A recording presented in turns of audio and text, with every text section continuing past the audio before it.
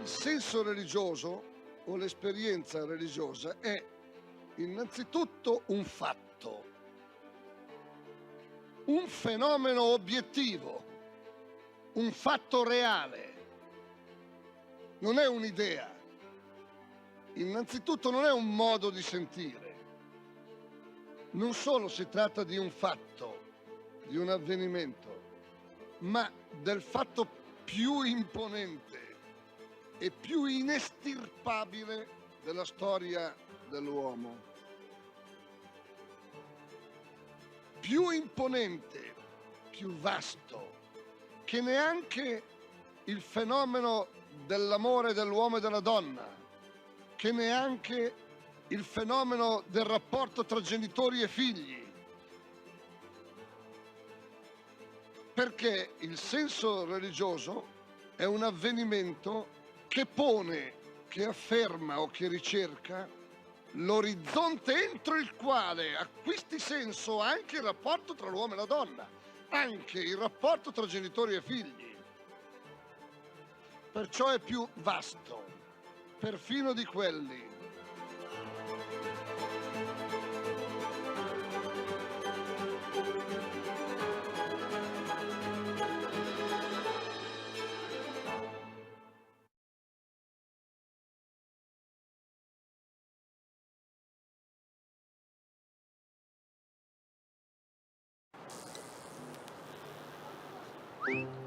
Quello che ti serve quando ti serve. Come il piano Easy Smart a canone zero, anziché a 3,90 € al mese. Easy Bank, semplicemente banca. 10 racconti di solidarietà e aiuto concreto. Storie ricche d'amore, riscatto, coraggio e cura. Storie di persone che donano e che ispirano a costruire una società inclusiva. Una mano a chi sostiene. Storie.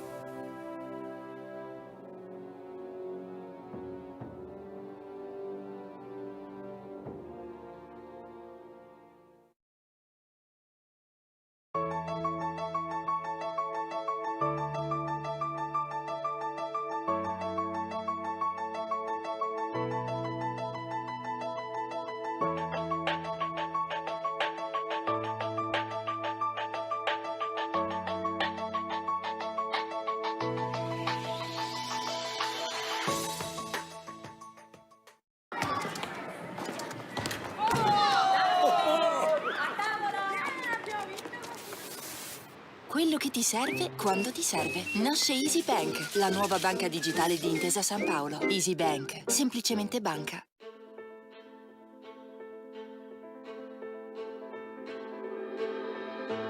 Il senso religioso o l'esperienza religiosa è innanzitutto un fatto, un fenomeno obiettivo, un fatto reale. Non è un'idea. Innanzitutto non è un modo di sentire. Non solo si tratta di un fatto, di un avvenimento, ma del fatto più imponente e più inestirpabile della storia dell'uomo. più imponente, più vasto, che neanche il fenomeno dell'amore dell'uomo e della donna, che neanche il fenomeno del rapporto tra genitori e figli. Perché il senso religioso è un avvenimento che pone, che afferma o che ricerca l'orizzonte entro il quale acquisti senso anche il rapporto tra l'uomo e la donna, anche il rapporto tra genitori e figli. Perciò è più vasto, perfino di quelli.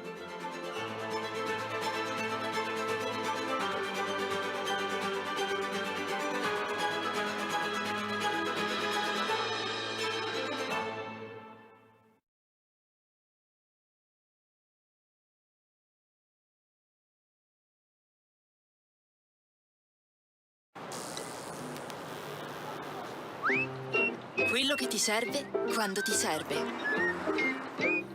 Come il piano Easy Smart a canone zero, anziché a 3,90 € al mese. Easy Bank, semplicemente banca.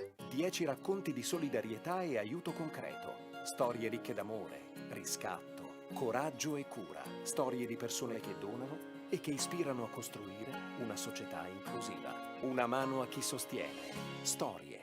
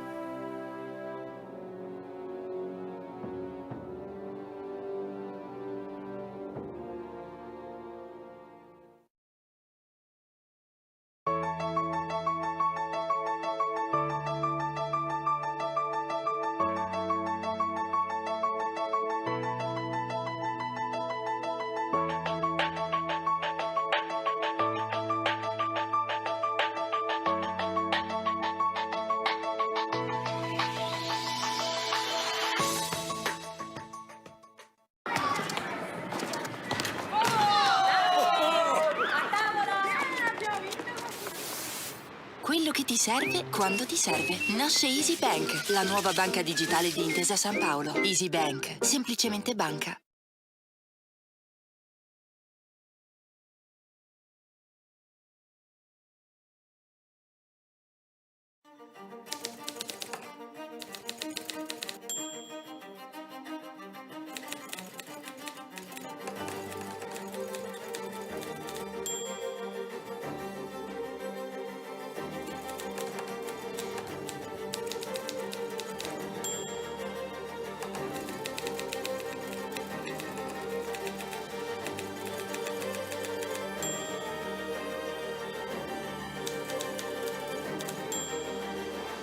La civiltà dell'amore, fratelli e sorelle, costruite senza stancarvi mai questa civiltà.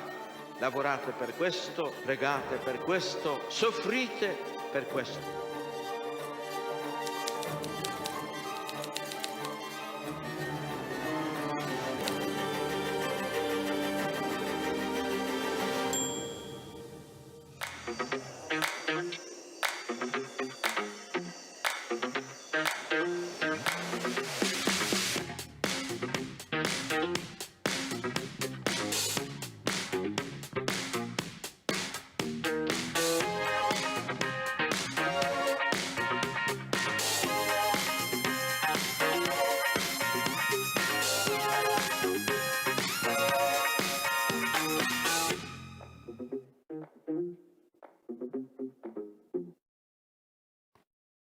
Un caro benvenuto ad ognuno di voi qua presenti e agli amici collegati per questo primo convegno del meeting di quest'anno con il titolo Fratelli Tutti, testimonianze di amicizie operative sulle orme di Papa Francesco. In questo cambiamento d'epoca, Papa Francesco ci ha consegnato l'enciclica Fratelli Tutti. Di fronte alle tante incognite.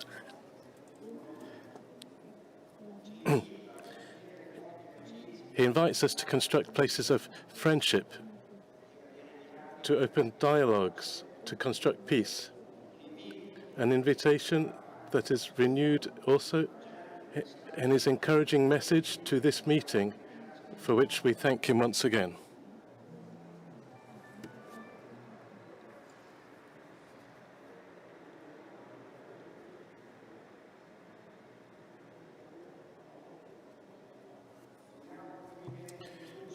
We want to bring to the light the fecundity, the importance of his exhortations, their fruitfulness, of his suggestions.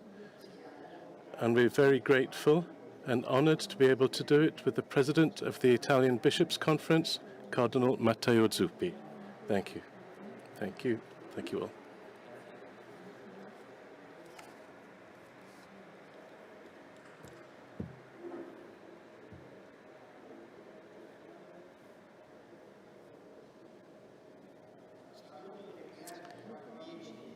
I greet and thank the four friends who've come to join us. First of all, Regina de Albertis, who's the president of the Italian Sportive Centre and the director of various business groups. Dario Odifreddi from Portofranco,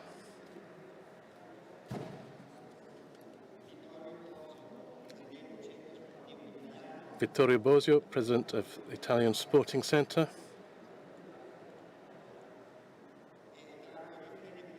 and Dario Odifreddi, president of Piazza dei Mestieri and of the Consortium Schools and Work.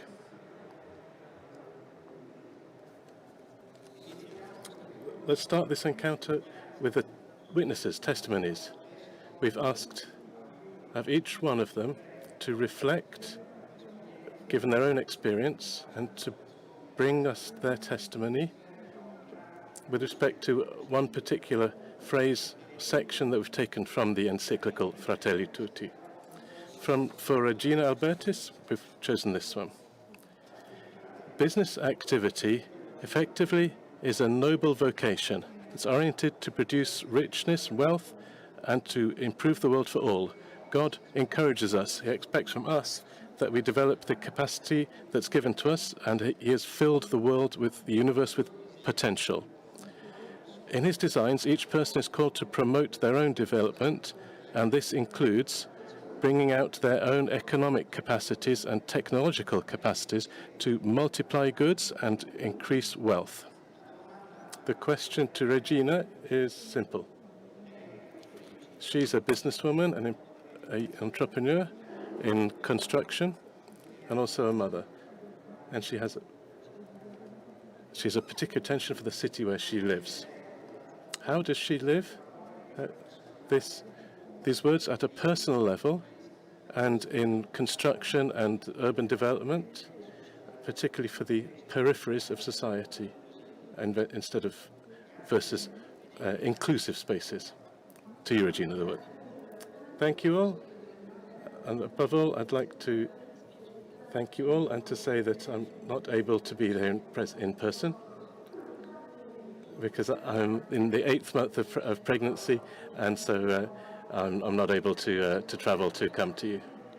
But next year, I promise, if I possibly can, I'll be with you. So thank you again for the invitation. So your question reminds me of the parable of the talents, which I read to prepare this intervention.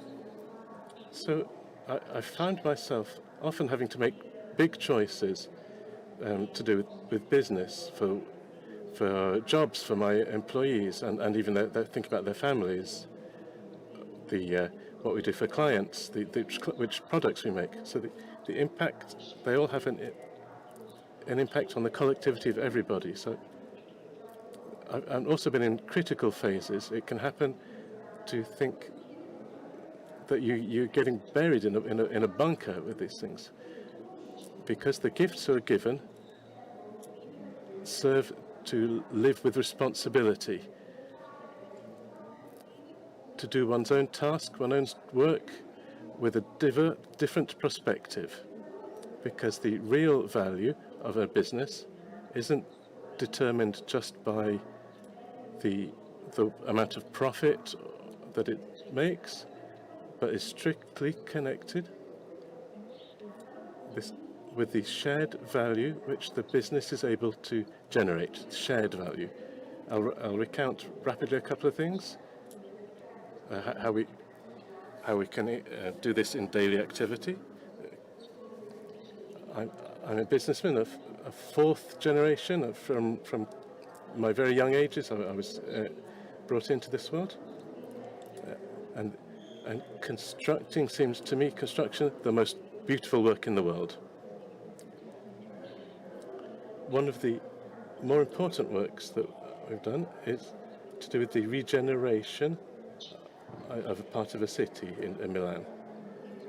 And so, like this, I respond to the second part of the question.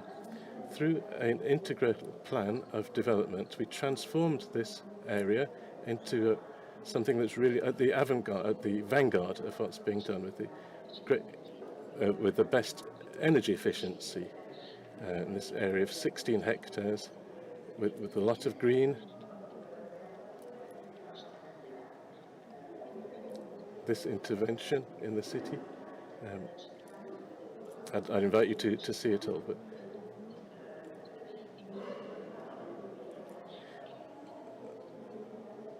many of these people, many of these homes were social housing, so we needed to make a mix of things that are truly important, and we want to eliminate these peripheries that we're talking about. So this place has got shared common spaces, has all the services that we need, and even allows ladies like me who are mums to walk around in the city, to work in the city. And so how to design and construct such a place. And this needs to be put at the center of what we're doing, of all our strategies, especially in my sector, which this sector has got a lot to answer for about resources used badly, etc. And this is regeneration of an area of our territory. It needs to be sustainable in our territory. So we have a lot of the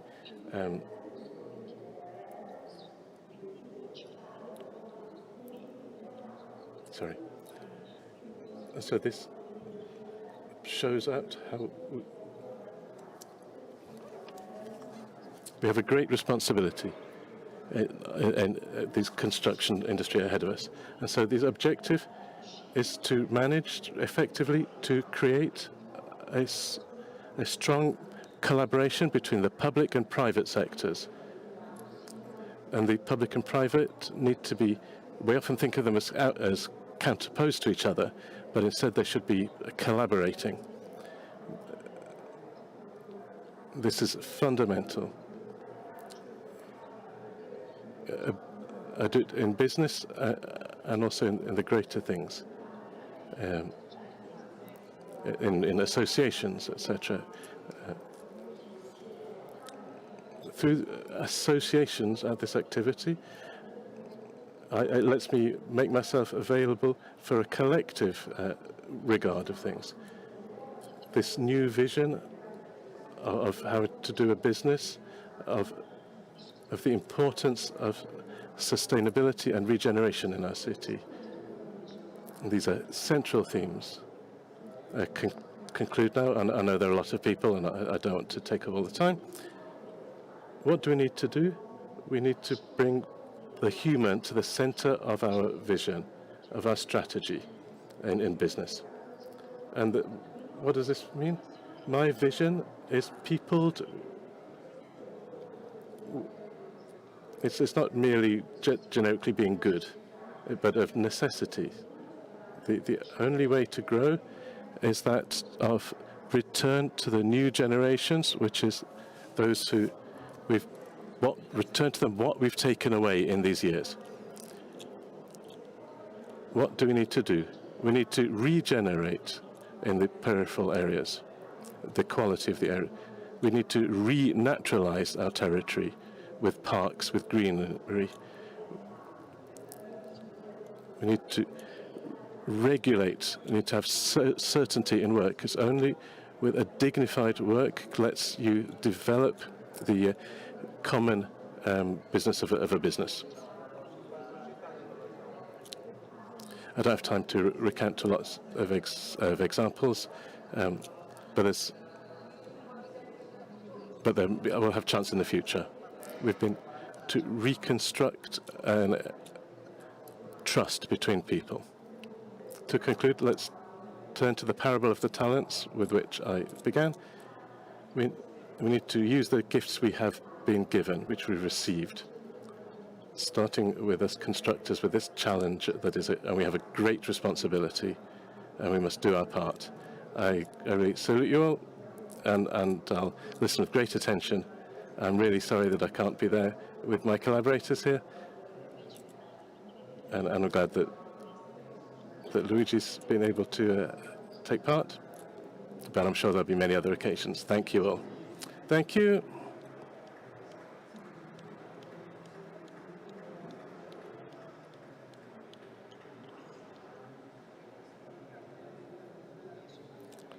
I think that's an intervention that documents this exhortation of Pope Francis, of how it is for everybody, not just for everybody, but first of all for economics, perhaps. Alberto Bonfanti. I'll read straight away the passage that we've thought about for you, with you. There are peripheries that are close to us in the center of a city or in our families. There's also an aspect of universal openness of love, which is not geographical, but existential. It's the daily capacity to enlarge my circle, to arrive at those who spontaneously I don't feel part of my world of interests, even though they are close to me. I think that this passage has to do with certain fundamental characteristics of Portofranco. Thank you. Pope Francis, the 10th of March 2014, in the Day of the School in St. Peter's Square, used an African proverb: to educate a person, it takes a village.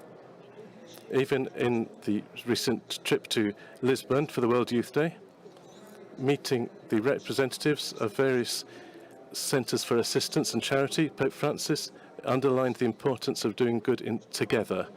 I want to start from this citation, which seems in line with the title of the meeting and of our encounter, because Portofranco, the centre of help for students, for school children, is a kind of little village. It's one of these. It's many little villages, spread 49 of them, spread around Italy. Villages that have been seeded in the peripheries of our cities. And so, in the time I've got, I want to clarify why Portofranco is a village. The gratuitousness and friendship between the volunteers, the personnel who work there, and the young people.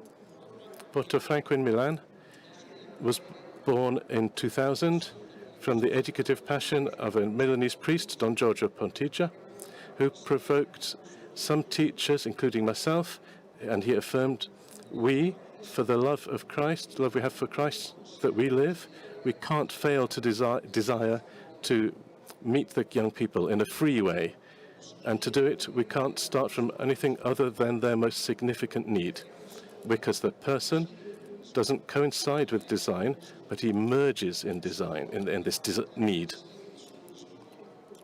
So only facing their need do we really meet the person and not just an idea that we have about them, even if it's a good one? And so I said to myself, and I cite from the book that recounts the origin of Portofranco, I said, so if we have to help these young people, the kids, where do we have most trouble? Which desire do they express most? School. Let's start from there. Meeting the person, we don't know what will come out. All kinds of things could come out slowly, an awareness of themselves, of why you're in the world. That's the end quote. And the school, like many other times I've said, school is a social convention, but passion for knowledge isn't a social convention, nor is the fact that the kids want to deal with the first data that reality gives them, not facing the need of taking part, of being a protagonist that they have. And inevitably, if we don't match that, they'll take other roads which won't correspond to their desires. So Portofranco is a place where the kids are helped one-to-one, gratuitously, in school subjects by volunteers who have a certain competence in those materials, and who are, and this is interesting, they're not just teachers. So last school year, of the 490 centres in Italy, there were 60,000 free hours of lessons given. More than 2,000 students, thanks to almost 1,000 volunteers. Portofranco is then a village populated by persons, teachers who are working, professionals who are in pension, young people of every nation, colour and religion. It's a village which is born and nourishes itself from gratuity of the volunteers, the gratuitousness of volunteers. Where does this gratuitousness come from? This was asked to Cardinal Zuppi in the encounter which he did with all the volunteers of the various centres in Italy in 2022. And I'll recount part of what he said, which is in the book, which covers this assembly and that of January with the President of the Fraternity, Dario Prosperi. I quote, gratuitousness comes certainly from the gospel, because when we hear it, we lose a bit of calculations, of prejudices, or at least we try. And then friendship favors and helps grow this gratuitousness. We're not colleagues. This is the great secret. The great secret is that you love each other, you care for each other. And this is the origin of much growth of fraternity between you, because gratuitousness is not something you give yourself. So, end quote. So, Portofranco, friendship between those who work there, volunteers and full-time staff. It's true friendship if it's at work. And this is a great teaching. Education is never the geniusness of an individual, but the expression of a communion, of a friendship. And this friendship in Portofranco happens at all levels, through volunteers who are 80-year-old and 15-year-old kids, between university students and primary school children who they help. And who, in helping them, the students, the university students, learn to love and help the children become passionate about the things that from them could be 1,000 miles far off. And so from the higher school children who help younger ones. And this year some kids did a soft skills, a transferable skills course. And at the end, one of them wanted to stop to say that he wants to come again, because he said, I'm grateful from having undertaken this course, because I can say that I've grown as a person, and having started to see some aspects of life in a different way. This friendship also grows amongst the kids who are there, because Portofranco is also a social place. You stop to study, to chat. At Milan, we reckon there were 6,000 people in the study halls, 800 meals given to them through little kitchens, which were created to allow themselves to have this frugal lunch before studying. Portofranco is thus a village where people are welcomed, valued, respected, and the natural human community, the common destiny, and the Christian experience which builds it up, generate a welcoming for everyone, for whoever. In the church, there are no doors. Everybody can enter. It's good to see Muslim children taking part in the Christmas and Easter festivals, parties. And a book we presented with Cardinal last year, how the family of a Muslim friend in Bologna who died wanted to invite the children of the Christian women who helped him. So we can see how the people from Milan had a feast, the Muslim ones, Ramadan invited the Christian kids to a feast. And so Portofranco grows in the world. It's a village that grows in the world. It goes ahead, and it's good to see how many kids in these 22 years who've taken up a path, who've become professionals. They go and they don't forget what they've received.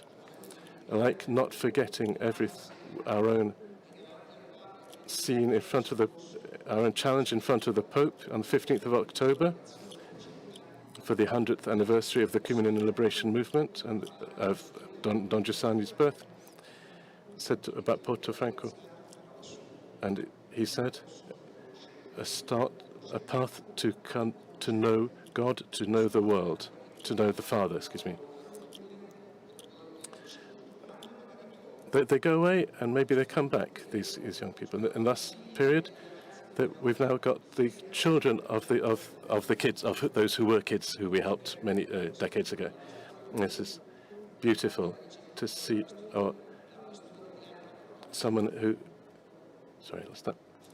Maybe, because of all this that President Mattarella, recognizing the exemplary nature of the place and the constant continuity of this initiative, wanted to give a prize to Portofranco, and giving it not through any merit of mine, but through the merit of the experience which I'm representing, an honor from the Republic of Italy. This honor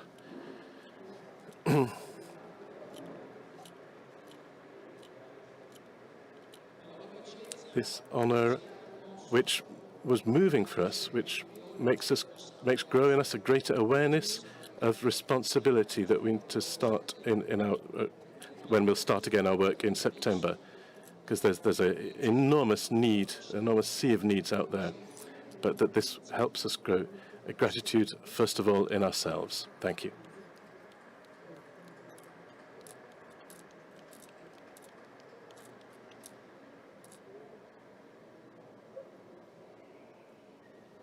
Thank you. Thank you, Alberto. Let's go to speak about sport. I'll read the phrase that we've chosen. As regards educators and teachers who in school and in other sittings for children and youngsters, they've got the difficult task of educating children, and they are called to be aware that their responsibility extends to the moral dimension and the spiritual and social dimensions of the person. The values of freedom, of reciprocal respect, of solidarity can be transmitted right from the most tender age. And for the attraction of which sport holds over young people, it's truly one of the most interesting ways and decisive to create friendships among the young people that last and invite them to a social life that's ever more mature.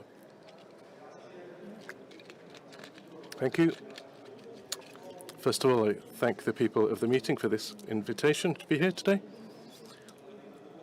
And trainers, sporting leaders are the adults who promote and organize the sport for young people. This association was born many years ago. We're old, and the association is even older than me. We seek to unite women and men who are able to dedicate some of their time to the fundamental work of educating people through sport. If we need to sum this up, I'd say we do each thing for the well-being of the kids, so that the kids, because we love them, because we care about them, we care for their good. outside this fundamental point, I don't think there could be an experience of sport that is Christianly inspired. We need to look against the current mentality which makes the kids and the young people who are interested in sport think that sporting activity can only be aimed at results. This attitude, which is not ours in the Centro Sportivo Italiano, produces discards, leftovers. Those who don't have the talent to become champions, who don't have particular gifts that come out in sport, get chucked out, discarded. And the Italian Centro Sportivo is done in a way that with these discards, we have constructed their fortunes, in the sense that we have done a way to welcome the person, those who are with less sporting strengths. We welcome them all, and we've played the game that within sport everyone can stay, and everyone with the talent that they have, at the level that they have. So a kid in a family has a choice, the right to choose a life which isn't only finalized at being a sporting hero, sporting expert. So we haven't formed many champions. Obviously, there have been some that have come through us and became champions afterwards, but they didn't become champions, but good citizens, good doctors, good professionals, etc. These are our results. I think that fraternity, the brotherhood, operates inside our projects. It is a fundamental part of our project, and so we need to look at the word fundamental with words to integrate, to promote. I want to take a phrase that we looked at before. When the first immigrants arrived, the first thing we thought about doing was welcoming them. I won't say what they said on the outside about us. They said they told us we were just Catholics or whatever, but we asked ourselves, but why do we need to do sporting activity for those who aren't from us, who think differently to us? And we established that for us, it was fundamental to welcome them, to be open without ifs and buts. And it's had results you can see today, which it's evident that we Catholics, often we're good in doing certain things, but the gospel, you can't read it as according to what suits you. People, we often seem to take the part of the gospel that suits us best, but this welcoming to everybody is a central part of what we do, and we've done with love. What we've done in our 80 years of history, we were the first to do activities for differently abled kids. Now many groups do that, but at the beginning, when we started disabled sport, the slogan was still the same. You're just with the priests, you Catholics. And now we've done, and we still do, sport for disabled people, because in the end, it's because we love them. But often, disabled people are used to put in the window for window dressing, if you like. But this is to make a message. But what we want to express that this welcoming that we put at the centre of what we do passes through many volunteers, through many persons who take up the effort of doing stuff for the good of these kids. And I thank all of these people who, around Italy, there are hundreds of thousands of people who do this.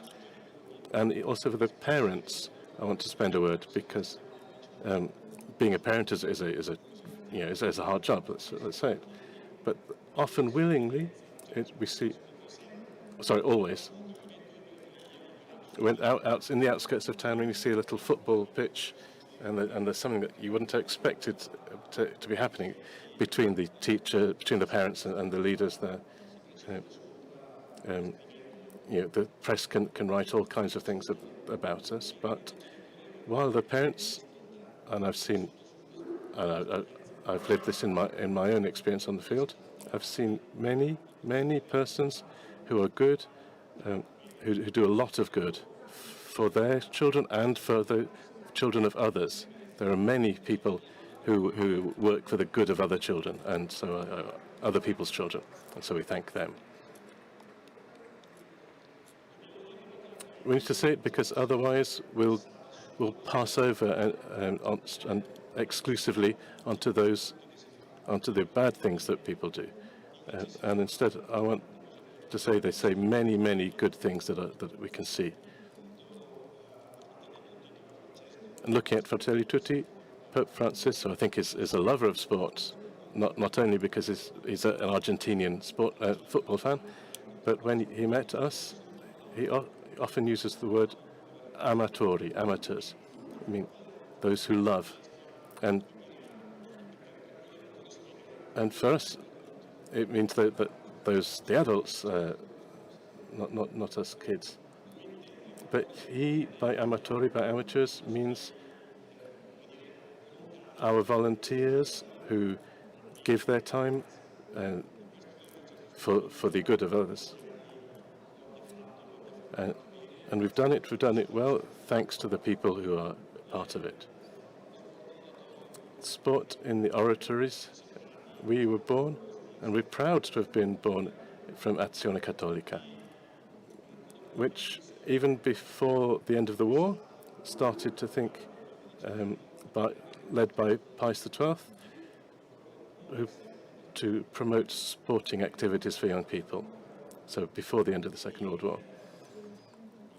And when we started that experience, I think that it was an experience within parishes. Today it's more complicated to do it. There aren't the priests that there used to be. There aren't as many priests as there used to be. But there are lay people. They may not be the priests, but they're lay people. And priests and lay people need to work together to make a sporting activity that can be an instrument that can be spectacular in educational terms and for the growth of our young people. Thank you.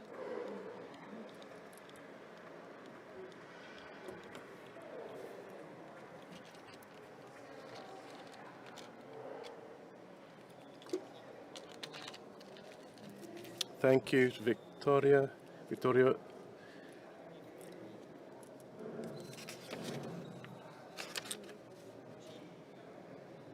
Dario Odifreddi, your sentence is very brief but dense. We need a community that sustains us, that helps us, and in which we can each help each other to look ahead. What is the significance of this expression for a place like yours, like Piazza dei Mestieri, and for the other things that you experience? So first of all, this is a phrase that we see in the encyclical, which I found profoundly true, because from 10 years or 90 years, you need a community. You need friends with whom you can face life together. We need friends to discover the meaning of life. But also, beyond being a beautiful and true phrase, it's also very challenging, because it challenges the freedom. Because in front of a proposal of friendship, my yes, my no are free. And so I start from my first thing at 12 years old in my life, when I met a monk, Fra Bruno, who became like my father for all his life. And then when a couple of years later, I met the Movement of Communion and Liberation when I was 14. And there was born a friendship. And you see it was a community. Everything acquired a meaning in that. I came from a complicated family background. And the situation remained complicated, but it was no longer suffocating. I could breathe. And then at a certain point, I'll say it briefly, because I've already said this at the meeting, 10 years later, at 24 years old, an accident happened in the mountain. My dearest friend died. And there was a total contradiction. The pain, the suffering, and rebellion, anger. It seemed that the promise of the beginnings had been betrayed. and I couldn't face this. And in that holiday, and after that had happened, a few hours later, I phoned Don Giussani and I said, stop the holiday. This is still a rebellion. How can we stop a holiday with our friend who's dead there? So it carried on, and the last evening of the holiday, we did a party in which we laughed, in which we cried, because I've never perceived more in my life the presence of the mystery of Christ like in that moment. What could have been the end of all our friendships, of all our experience, was instead truly the beginning. After 40 years with those friends, we are still together. We, our families, our children who are now getting on, even they, and we're getting on, so even our grandkids. And Piazza dei Mestieri was born from this friendship. It couldn't have been born without this friendship, and is born for a yearning, a need, a desire that we felt looking at many young people, many kids who were getting lost, who abandoned school, who didn't find a work, couldn't find a job, etc. So in 2004, these things were true, and they're still true today. And so we put together this place where we're in Turin, Milan, and Catania, and we accompanied 50,000 kids last year in places where they can study for professional qualifications and diplomas. There are workshops where they can learn a trade, they can become cooks, bakers, graphic designers, etc. And also, you don't also study, but you also work in Piazza, in a plaza. So alongside educative work, there's also a productive area. That's what we wanted. So we opened a communications agency and a restaurant, and we wanted that these kids would start to become passionate about work, that they'd learn to love work as one of the most important ways for realizing yourself. And in a Piazza public square, you have fun as well. So we have many cultural events, 70 of them a year, let's say, theatre, poetry, and so the kids can also try to express themselves, what's inside their hearts, with the words of poetry. And so these kids, they are amazing, because if there's an exhibition here at the meeting, which you get a chance to have a look, it said, on my own I'm not enough. We wanted to try and say, but what do we see emerging from these kids? A dramatic crying out, and they look at us and we say, I am transparent. No one can see me. Or they say they've abandoned school and say, there's nobody interested that I was there. They don't even know my name. The pains, the desires that I have. And so each day in front of these kids, 400 people who take part in this activity, they get up to welcome this challenge in front of them. It's really difficult. The challenge to go in front of them naked, not going with your moralisms, with your sort of pre-cooked things about rules, but embracing them. Because the most impressive thing that we can testify to this, having seen it, and that we're grateful for, is seeing flourish in these kids the gladness, and seeing those where they start to say again, I have worth, not because of what I can manage to do, but I'm of value because I exist, and because I am something for somebody. I count for somebody. And so I have value. I'll close saying that there isn't time to say more, that the public square is also a history. It's got 20 years. It's a history of stories, some of which were dramatic, of changes, of failures, because we can't resolve the problems of the world. We can try gratuitously to accompany, but with the freedom that I said before, it's always there. So I conclude, Eminence, saying that we need your paternity, which you already testimonied to us in Bologna, the meeting with responsibles of these associations, a paternity that smiles, that corrects, that suggests, and also that of the Episcopal Conference in the cultural dialogue, in institutional dialogue, because the first thing, before the choice of policies, the first thing is that we need to start to bring to the centre this cry. Otherwise, everything that we do, everything we spend time on is useless. And so I'll say next year, our 20 years, we'll celebrate in Turin. And if your great duties worldwide would allow you, we'd invite you to come and join us there. Thank you.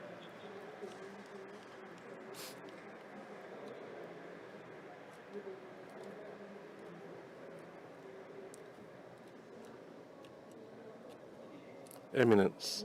So 4 testimonies that document how it's possible to construct friendship, social friendship and fraternity in difficult places for many reasons, for social difficulties, for the lack of cohesion in society, but also for lack of a support, a general political support. Your comment, please. Okay.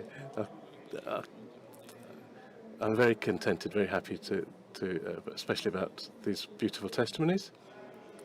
I think that each one of us can bring much from this, that the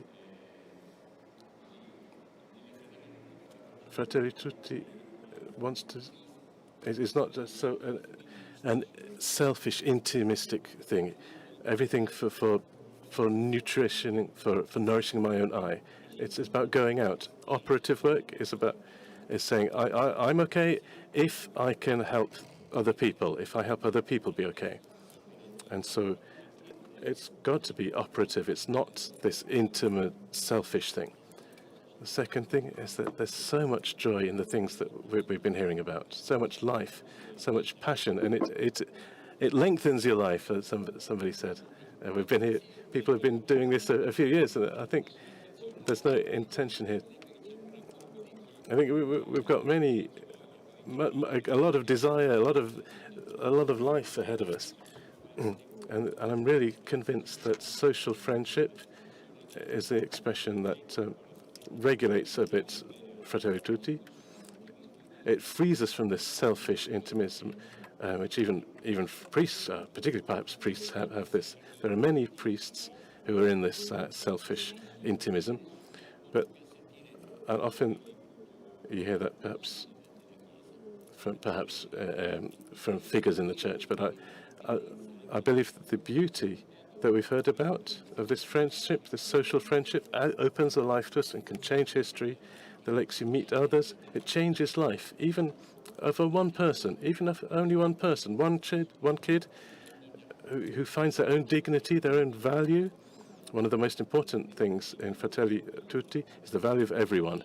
It requires a great passion, a great dignity, a great paternity. Because he was saying that perhaps we're joking around about priests, but I wish that we don't lack for fathers. Okay, there might have been those famous priests of the past, whatever, but that there be many who live this friendship, helping with paternity and a true friendship, like you said. The other things which came in mind, one, starting from Regina, the good is common. Goods are common goods. In Fratelli Tutti, there's a bit about private property. And I'm sorry, but it's from the beginning. The talent is yours. Yeah, it's yours. But that talent, if you don't use it for others, you'll lose it. And the discourse of the goods that are useful if they're useful for others. On the other hand, this individualism, which we think we'll find lots of individual happiness when we don't find it, and then we lose even our own goods, because, like Regina was saying, it's spending them for the others, using them for the others, that your talents, that And so you need to put it in play, and then you'll receive the tenfold. So Alberto's talking about the periphery is near. Social friendship awakens, is lit up. It lights up the world around you. Otherwise, everything would be grey. On the other hand, the periphery isn't only geographical. It's also geographical, but not just that, but also that of your own neighbour, of who you encounter or who you avoid to encountering because you don't want a friendship. A key word that we heard was gratuitousness. Friendship is gratuitous. If we turn up with the bill, then that's the end of it. Otherwise, it's not a friendship, it's interests. I'll do it because it's worthwhile for me. And I believe that, look at it, this is one of the things that's most ours, because it's really from the gospel that gratuitousness is born. That means many things, not just not having self-interests, but not just doing it and that's it. It's beyond disillusion, disappointment in results, because there will be results.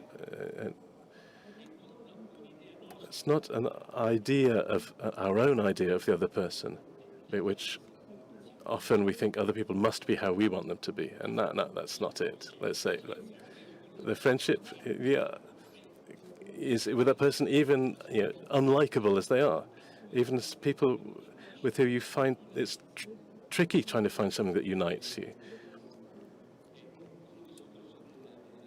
Then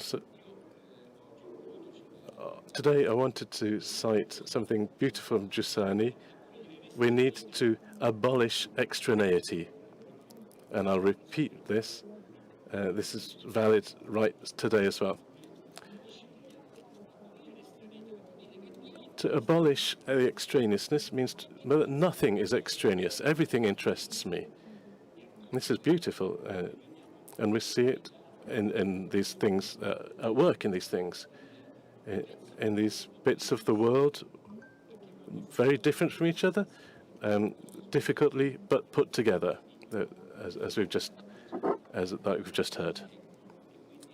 And so the education, which isn't only the institution, that's obvious, but let's say it anyway.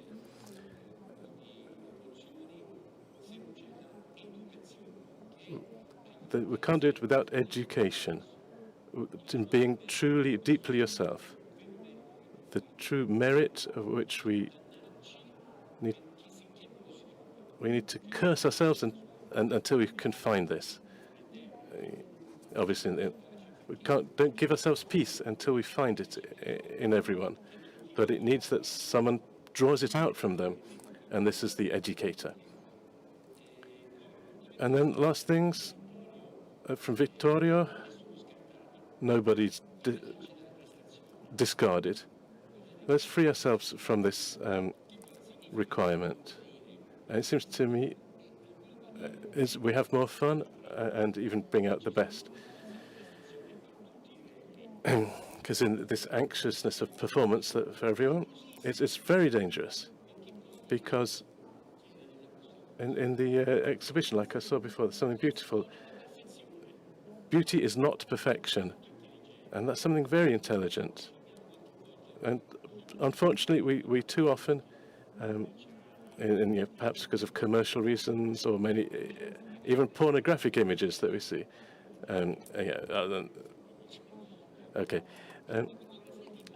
This so-called pornography of stereotype images, of a faked-up image that then creates suffering, terrible sufferings.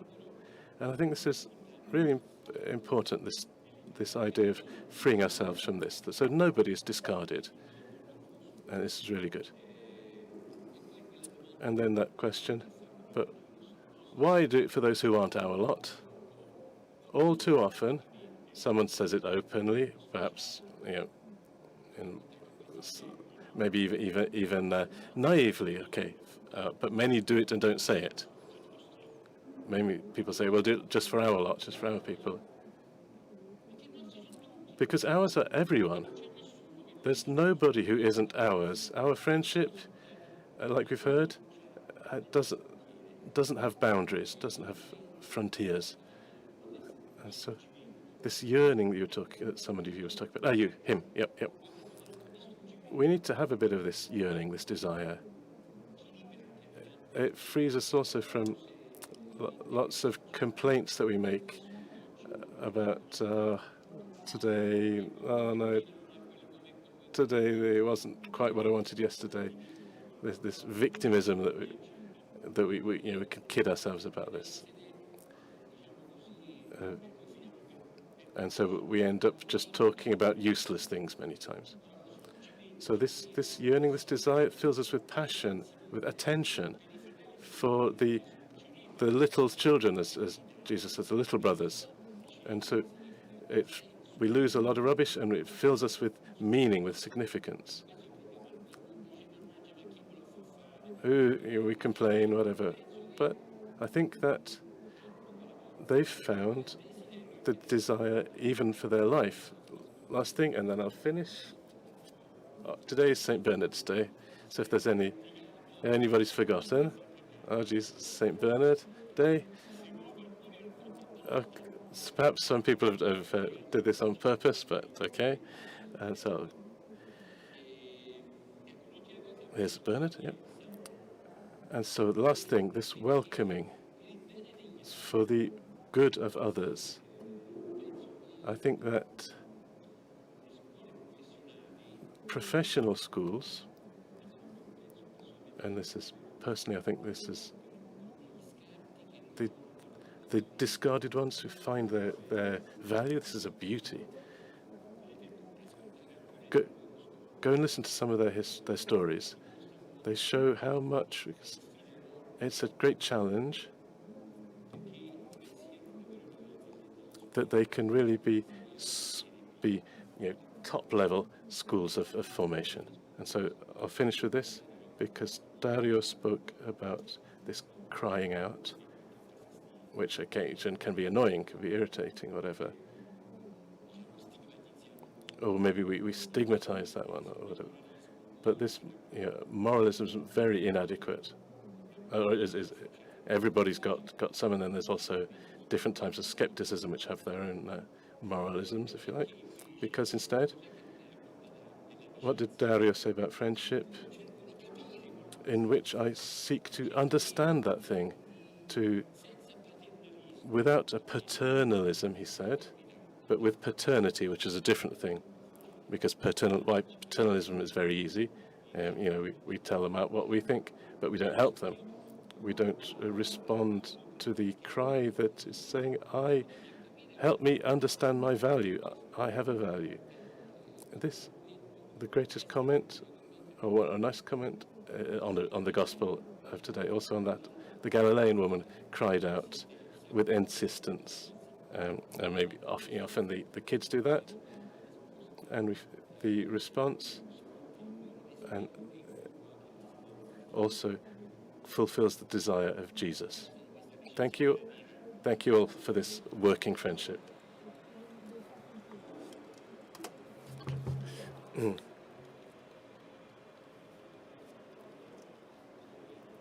Okay.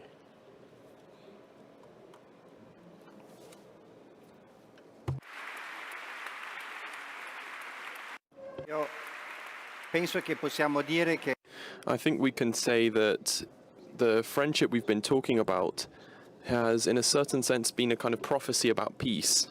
It's difficult to imagine peace without people who've had the kind of experiences we've been talking about. So to start from the question that I eventually will want to ask you, we cite here again from the encyclical that says, even though the Church recognizes the autonomy of politics, it's not doesn't relegate it to a private mission. On the other hand, it cannot and it shouldn't remain on the margins of the construction of a better world, nor should it. She cannot wake up or use her spiritual energy that can fertilize social life. the Church has a public role which does not dry out her activities of helping in education, but she must adopt her own role in the promotion of man and of universal fraternity. So as part of the many trips and journeys you've made, with what hopes, what fears do you live your charitable mission that's been given to you by the Holy Father? So very briefly, it's not that I don't want to answer to the question. But there's always a scholarly reflex in all of us. So I won't try and change the subject here. But I think what we've just been listening to now about social friendship is the key thing. The fundamental idea is the construction of peace, is freeing ourselves from so much hate, from so much individualism, so much anger. So we're talking about the building of peace, and as such, I believe that's why the building of social friendship, and that's what Fratelli Tutti's mission is all about. It's a great mission. We're only at the beginning, and it kind of gathers together so many dreams and hopes that have been building up over these years, and ever since the tragedy of the Second World War, the desire and the institutions to build a world of peace and those values that come along with it. Pope Francis is relaunching this challenge with great involvement from everyone, and with a sense that without this peace, there's no future. It's part of a common good for all of us. We're building a kind of a human world, a human home in which we all live. It's a home that's not made of strangers, but of brothers all of us brothers in this world. So Pope Francis is asking us to not become used to war. To me, I think that this moved and resonated with a lot of people. How moved Pope Francis was on the 8th of December, the Immacolata, when with all this pain that was going around, the suffering of the Ukrainian people, and the tragedy they've been going through after they've been struck by the war. It was Pope Francis was he couldn't go on. He was so moved. We need to have this same outlook, because with every day that goes on, more people die, and hate grows even deeper, and it's a context that becomes even more.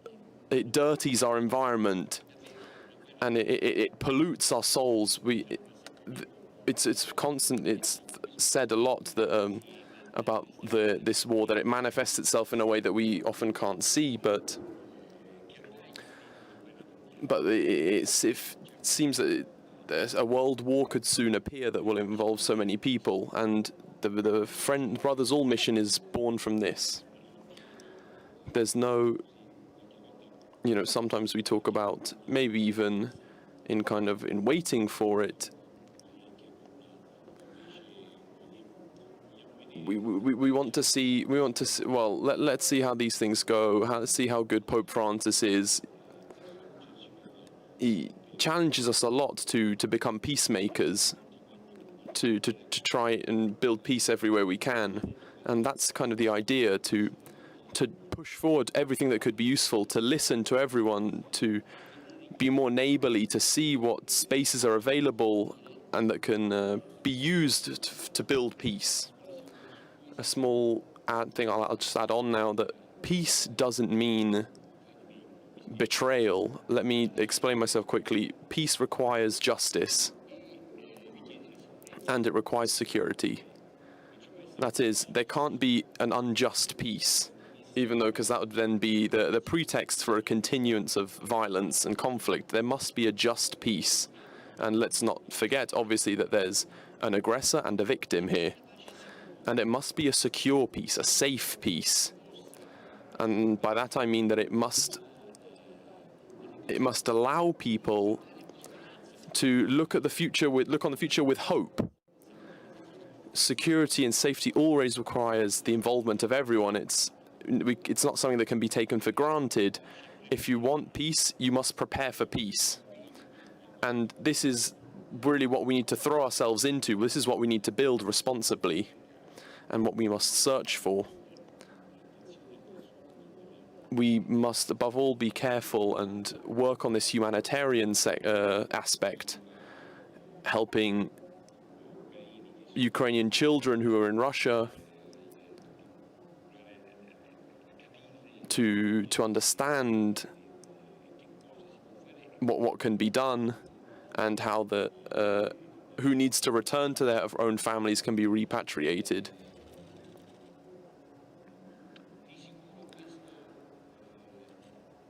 Surely all of this, let's say the fruits of peace, unfortunately, the war will leave its deep marks on society, but the war is always a preparation. There's always sows certain seeds that we shouldn't forget about. And surely this will require in future the ability to kind of unite many different themes and subjects that we'll need to put together to build peace. And personally, I think, Bernhard, your question was, how do I live through this process? I live it, how should I say, with a certain awareness of how many people pray for peace. And I must say that this gives me, obviously, it's a certain level of responsibility that, as it involves so many of us, a level of responsibility that all of us are involved in, but also a real sense of drive, which pushes us and must continue to push us over the coming weeks, over the coming months, if necessary, to try and find a way to peace, a way to answer to this desire we all have to build peace, to free ourselves of violence, and to turn this pandemic of violence into something good that we can use in order to fight and destroy the war forever and build a world where war is no more. It's not impossible. It's something that we can build together. It's as in the COVID pandemic, we need to treasure what we have, and we need to follow this same logic now. Use all the instruments that we can use to bring an end to conflict. We're not trying to betray our own logic. We're not trying to build an unjust peace, but we need to find a just and safe peace, but not using weapons, but instead using dialogue.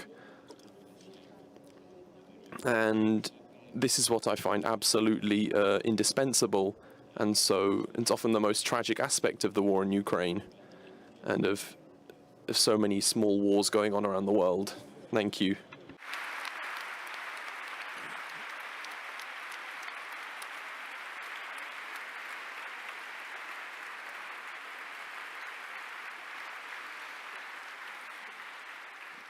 Mi permetto solo. If you allow me just to add briefly that in this meeting there'll be a couple of different conferences and moments which will talk about the refugees and the fragility of the possibility for rebirth of a more peaceful democracy, not only in Europe but in other countries as well. And as such, we'll try and reflect together on the reasons through which hostility can be born, but also through how we can build peace. Because ultimately the causes are the first thing we have to look at, and that's the first things that spark hostility and war. And it's up to us to understand them and to listen to the interviews we've heard. And it's how each one of us leaves a trace through every person they meet. We've heard how this can have an effect, a truly extraordinary effect on so many young people. So I'd like to thank Regina de Albertis, Alberto Bonfanti, Vittorio Bosio, Dario Odifreddi. I'd like to thank His Eminence, and we assure him that that our prayers are with him.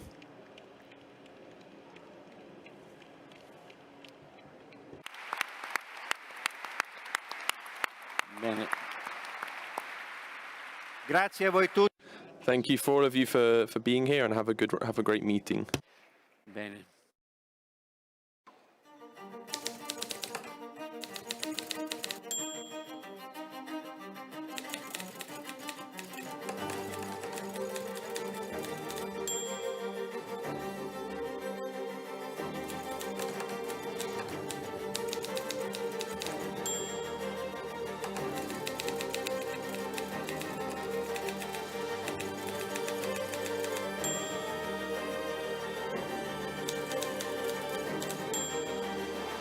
La civiltà dell'amore, fratelli e sorelle, costruite senza stancarvi mai questa civiltà. Lavorate per questo, pregate per questo, soffrite per questo.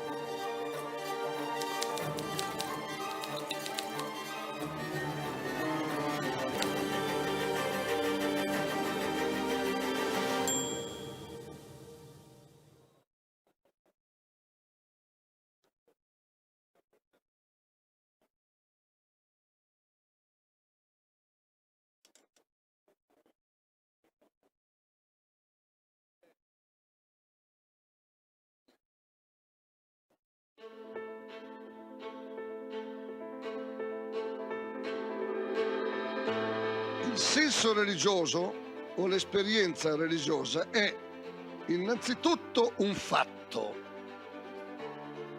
un fenomeno obiettivo, un fatto reale.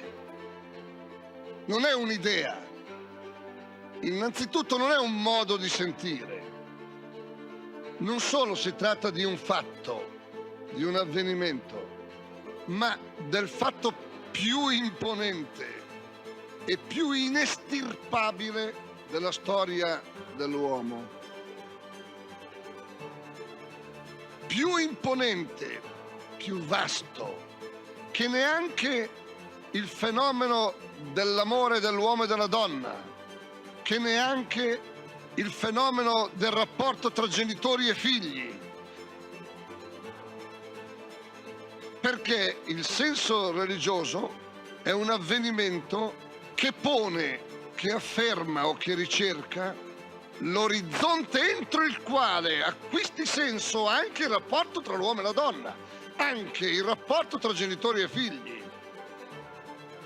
Perciò è più vasto, perfino di quelli.